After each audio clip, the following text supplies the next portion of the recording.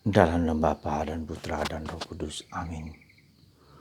Puji syukur kami aturkan kepadamu ya Bapa, bahwa Engkau memberikan kepada kami Roh-Mu sendiri, sehingga kami menyerupai Engkau.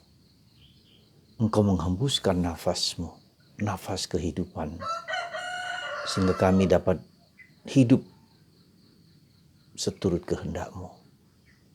Bantu kami ya Bapa untuk mengenali jati diri kami yang sejati ini, jati diri kami yang sesungguhnya, yang Kau berikan kepada kami. Dan buanglah segala kepalsuan hidup, buanglah segala kesesatan pikiran dan kedangkalan hidup. Bantu kami ya Bapa untuk menjadi murni hati kami dalam mengabdi dan melayani Engkau. Demi Kristus Tuhan dan pengantara kami. Amin. Para saudaraku yang terkasih dalam Kristus, bacaan pertama hari ini mengajak kita untuk kembali merenungkan identitas kita, merenungkan jati diri kita, memahami dengan sungguh-sungguh tentang siapakah aku itu. Pemahaman dan pengenalan diri ini menjadi salah satu yang sangat penting dalam kehidupan dan perkembangan rohani kita. Santa Teresa menyebutnya sebagai self-knowledge. Pengetahuan diri ini sangat penting supaya kita tahu siapa diri kita yang sesungguhnya. Tetapi pengenalan diri ini bukan hanya sekedar secara psikologis, lemah, kurang, terbatas, dengan segala pola-pola, dengan segala ciri-ciri. Mungkin itu benar. Tetapi lebih daripada itu kita harus masuk lebih dalam. Di mana kita lihat hari ini, sisi lain dari kemanusiaan kita adalah bahwa kita dibentuk dari debu tanah, dari tanah liat. Lalu Tuhan mengembuskan nafasnya, sehingga manusia atau kita hidup kembali.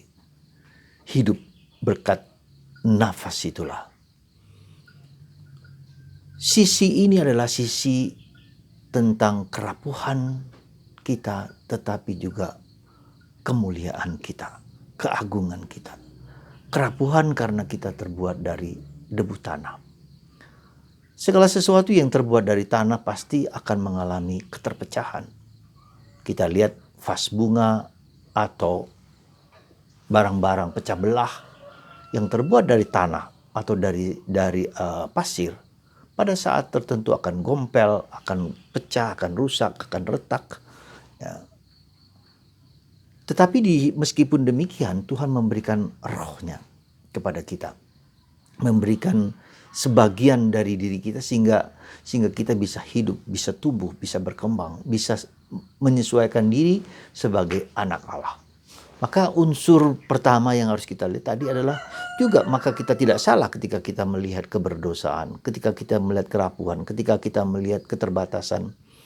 Ya, tak mungkin kita tanpa batas. Jadi ada unsur roh gitu itu. Dalam tanda petik unsur api dan unsur tanah dalam diri kita.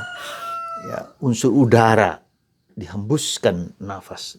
Roh tadi adalah api, itu adalah unsur api, itu Roh Kudus ya, unsur hembusan ya, udara. Maka ketika Nabi Elia di atas gunung Horeb, dia mengalami hembusan angin yang sepoi-sepoi basah sehingga ia merasakan kehadiran Tuhan. Jadi saudaraku yang terkasih, di sini kita di saat-saat pandemi ini di mana kita sedang mengalami proses yang tidak mudah. Ya, disitulah kita mengenali keterbatasan dan kerapuan kita. Tak seorang pun lepas dan luput dari pengalaman ini. Ya, pandemi ini tidak melihat apakah dia kaya, apakah dia miskin, apakah dia ganteng, apakah dia cantik, apakah dia memiliki segala atau tidak, tanpa kecuali. Ya, maka kita lihat siapapun bisa ya terkena dengan proses ini, dengan virus ini.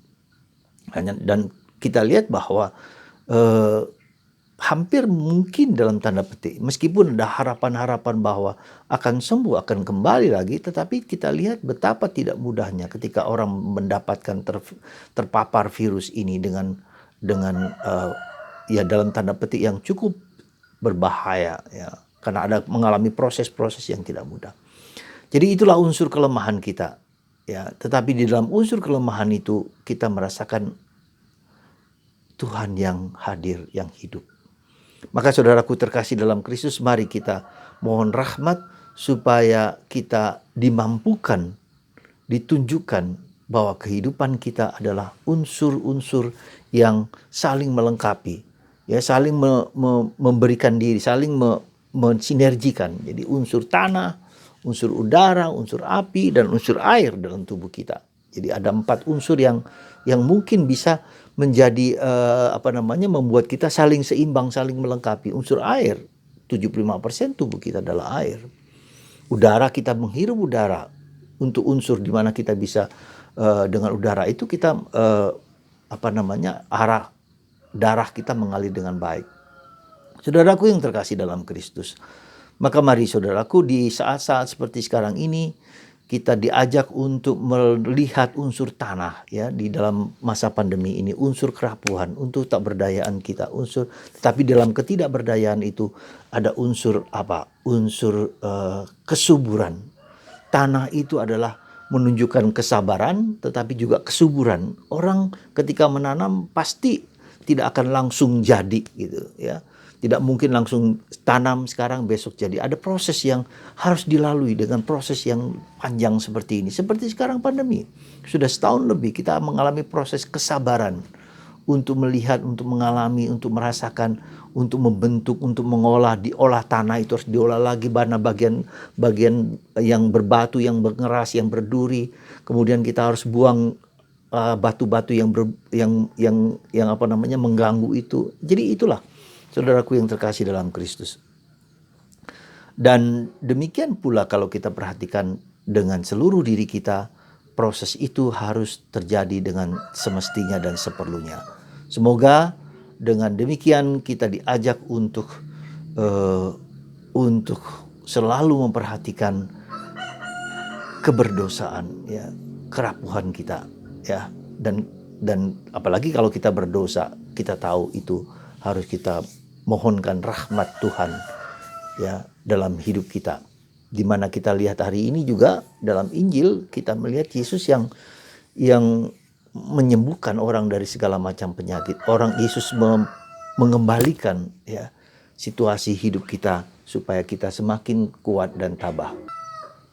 Ya, dalam bacaan Injil kita bisa melihat bagaimana Yesus menjelaskan kepada kita bukan apa yang masuk di dalam tubuh kita yang menajiskan,